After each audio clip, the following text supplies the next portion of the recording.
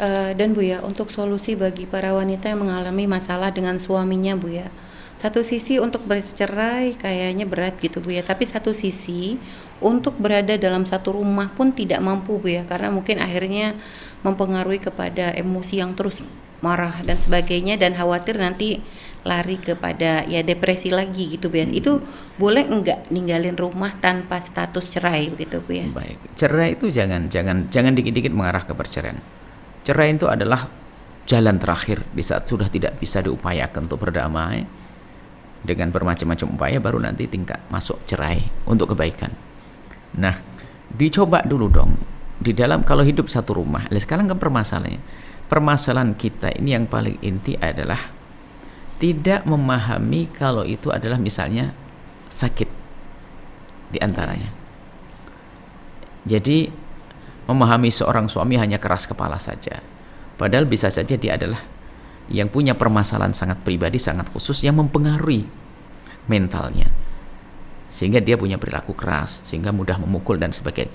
Sebab pada dasarnya manusia yang punya rasa kemanusiaan itu susah untuk ngomong kasar kepada orang, ya kan, atau untuk memukul itu, apalagi istrinya. Jadi kalau ada seorang suami bisa memukul istrinya, bisa saja dia sakit mentalnya. Apa yang ada di hatinya itu? Emosi setinggi apapun dia harus berpikir itu buah dari anak-anaknya. Maka lebih baik kita pandang dia sebagai orang yang sakit terlebih dahulu, ya kan? Lalu kita memaklumi dia, kita ajak diskusi yang baik. Dan biasanya itu tadi, ada hal yang tidak bisa langsung disampaikan kepada sang istri. Karena kalau dia tahu, sang istri tahu, mungkin dia akan semakin minder karena kekurangannya. Kemudian di sisi lain adalah istri bisa saja menjadi tidak menghargai sang suami. Untuk cerai jangan, akan tapi diupayakan dulu. Ini kita sampaikan ilmunya. Ini adalah sisi orang itu hanya melihat manusia adalah jasad saja. Dipikir tubuhnya kekar sehat, maka langsung dianggap sehat. Sementara ada mentalnya. Nanti ada sakit ruhnya, kurang iman, sehingga menjadi orang yang naudzubillah melakukan banyak kemaksiatan. Itu kalau kurang iman. Tapi kalau sisi mental ini bukan urusan dengan iman, bisa saja imannya kuat. Akan tapi dia tiba-tiba mukul istrinya. Dia ngerti setelah itu nyesel, jadi dosa, tapi di saat ada emosi dia tidak bisa menahan.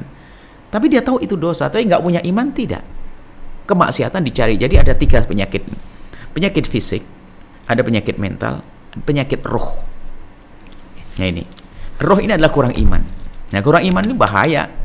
Tapi ya, ini harus dikuatkan dengan imanan, duduk dengan majelis, dengan ulama. Tapi kalau mental ini harus ditangani secara spesial oleh ahlinya.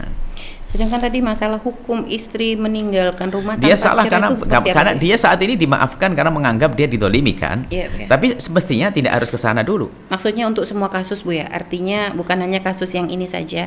Artinya ketika istri sudah tidak lagi nyaman untuk satu rumah dengan suami, tapi untuk bercerai belum mau, nggak mau Bu ya. Tapi untuk satu rumah tertekan juga Bu ya.